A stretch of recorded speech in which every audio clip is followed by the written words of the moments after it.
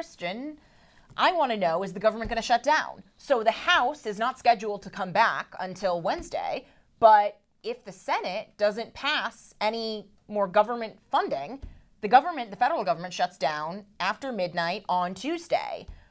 Is this up to House Democrats or is this up to Senate Democrats? Will the House come back and have to bail out the Senate? What's going on here? Well, you laid that all out perfectly, Tiana. We have this Tuesday at midnight deadline for Congress to come together and keep the government operational. Now, there's a lot of moving parts. The House, they have passed, their appropriations bills, and if Senate Democrats, they can't come to an agreement in these last few hours, they are proposing a continuing resolution which maintains the current funding levels, which, let's not forget, were the Biden-era funding levels approved, ahead of FY 2025.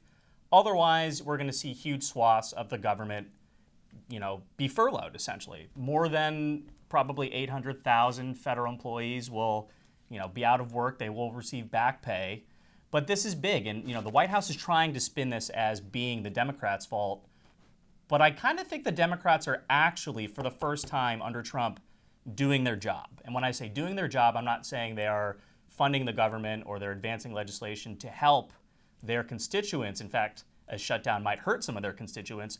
But what they are doing is finding a way to effectively stand up to Donald Trump and to this administration. We've heard about how they want to extend these premium tax exemptions, tax write-offs for the ACA, which will expire at the end of the year. But I think this isn't actually about the language that they're using. This is all about being a roadblock to Donald Trump. And we've seen it over the last week. Some of the threats that are coming out of the White House when it comes to, WIC benefits, will be disrupted. SNAP will be disrupted. They're speaking in the language of the Democrats. And it's just not enough because ultimately there are other things that the Democrats are worried about, namely Trump acting beyond the powers of the presidency or his ICE agenda or the tariffs or anything like that. And they're saying this is the stand because historically we know the party in power, specifically when it's a Republican in the White House and Republicans holding majorities in Congress, they will take the blame for this heading into the November elections next year. And this is, the biggest win Democrats can hang their hat on because let's be honest, they have not been effective when it comes to, being a roadblock for Donald Trump, implementing every part of his agenda that he sees fit. And I think they won't bend, and therefore we probably will see a shutdown starting Wednesday. So I agree that politically this will probably backfire on Trump, right? Mm-hmm. The last government shutdown we had, which actually was more modest than the one that we will have if the government indeed does shut down, was in 2018. And it on the margins harmed Trump. It wasn't the game changer. But this year you have the Virginia gubernatorial election coming up. And correct. Republicans have really been hammered in the polls because you had DOJ and a lot of Northern Virginia workers who were federal employees losing their jobs or taking the buyouts or whatnot. I want to talk about the concept of resistance to Trump. I am in favor of a valid, viable opposition party that poses a credible check to the party in power, even if the party in power is the party that I am, more aligned with. It strengthens the two-party system. But my bone to pick with Democrats is that they are going after something that is not only not registering in the polls as important, because screw the polls, but it's something that was passed in regular form of governance. Mm-hmm. So the nut of what they care about is, the Medicaid reform and the cuts to the Affordable Care Act subsidies passed under One Big Beautiful Bill. One Big Beautiful Bill, like it or hate it, was passed through normal order. It was passed in the House, passed in the Senate, signed by the president. There was no reforms to how the filibuster was made, even the way it was budgeted. They did not change the budgetary rules, right? That is part of democracy working, even if you don't like it. The same way that American Rescue Plan, which I thought lit the economy on fire by spending an extra $2 trillion, that was still passed through regular order. If you were going to make the argument that Trump is an existential threat 10 years on, which I don't think anyone believes, but specifically on the basis that he is, playing with fascism, I think that's obviously way overblown.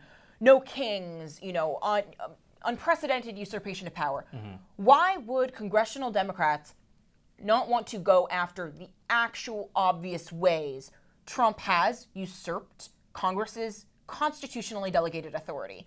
So one would be maybe the TikTok ban, where Congress passed the TikTok ban, Joe Biden signed it into law. It allowed Trump to extend the ban once. He's done so now 4 times or so? 4 times, and, essentially signed an executive order last week for staying it indefinitely as they ink, the final deal. So that is clearly Trump defying the Constitution's guidance that the executive branch executes the law that Congress passes. Yeah.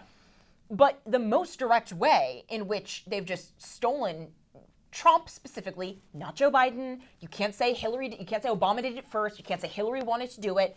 The way that Trump personally has usurped Congress's power is in imposing the tariffs. The Constitution reserves the right to impose, import duties and taxes to Congress. And he's doing it on his own. And I know they're just hoping that SCOTUS comes in to save their butts. But if you're making the argument that Trump is acting like a king, that is the closest one. And so it just, from a political perspective, it makes Democrats just seem so fundamentally unserious if they're saying this country is in grave danger. We have, a wannabe fascist dictator, orange Hitler, Cheeto, Nazi. But if we get expanded ACA funding, everything's fine now. Let me cut in here for a second, because I don't disagree with part of what you're saying. And I do think the tariffs really are the big bugaboo in the room when it comes to problems with how Trump is conducting himself compared to his predecessors. The reason Democrats aren't making it about the tariffs, and this is why I said you have to read between the lines a little bit on what they really want. Because they want to use it for climate change? When President AOC is in power? Maybe. No, but seriously, they have proven they are incapable of taking on the president on the kitchen table issues.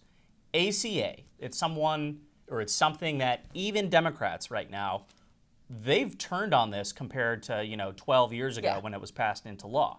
And I think ultimately this is an area where the Democrats can try and obstruct over the president's tariffs, something which, let's be honest, he has quite literally 0% chance of reversing himself on, again, short of a ruling from the Supreme Court, which I think is kind of like a 50-50 toss-up at this point, but that's not the issue we're talking about. And they are choosing to go in on an issue where, again, they do not think the White House or Senate Republicans will play ball. They can fashion this in a discussion about health care, which, again, doesn't poll as well as inflation or prices or even immigration at this point in time. And they can still play out the same script, which is namely obstruct, force the White House to try and make a concession, which will, again, lessen Donald Trump in the eyes of voters down the line. And I think, again, the White House's own messaging is telling here. We heard a lot about Trump tacoing out, chickening out regarding the tariffs. Let's see if he'll chicken out on his threats to lay off, huge swaths of the federal government beyond the furlough, which, again, in case you weren't paying attention last week as this debate was heating up, OMB essentially said, we want every agency to enact those RAF, reduction in force plans you heard about from earlier in the spring. And a lot of these people won't be furloughed. They're going to be permanently fired. You think the president's going to do that at FEMA heading into hurricane season as there's a hurricane barreling in on the coast of Georgia this is like and Russ the Carolinas? Vote's dream. It But is. Usual classic Trump, he doesn't realize the consigliers below him are so much more extreme in any which direction. It's not all directionally the same, but Correct. the fact is Trump attitudinally is pretty moderate when push comes to shove, right? Which is a good instinct. But it also means I don't think he realizes himself what the shutdown practically means. Well, on the other side of that coin, I think Democrats have now realized who they themselves are, and it's ineffective. So we're going to take the safe conservative lane, no pun intended, try and put the onus on the White House. Again, knowing that history will probably back us in this in the next election. Let's look forward for a second, because you're watching this on Tuesday. The deadline is Tuesday at midnight. Anything can change. But let's put our cards on the table. Do you think there will be a shutdown, or can the White House finagle some type of solution here in the final hours? I think the shutdown goes through, and I don't think anything will be I don't think any party will make some major concession to reverse the shutdown. I think it will be both sides chickening out. I think Trump will say, no, I'm not going to overturn the only part of one big beautiful bill that really cut into deficit spending. Why would he? You'll have Mike Johnson correctly in his ear reminding him, do not restore Obamacare. If we can't mildly cut off subsidies to literal Obamacare, we can't do anything as a party. Like, the only thing that matters is that we're not Democrats, which frankly isn't saying much.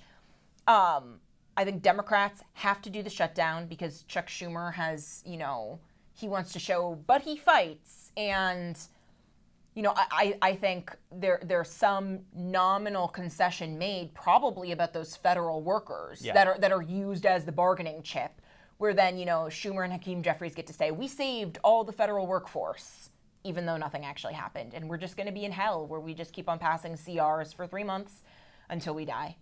Christian, we're going to be 90 years old doing this show, sitting right here, being like, this CR will fund the government for another, 48 hours, and that's why it must be passed. Can't wait for the next several decades.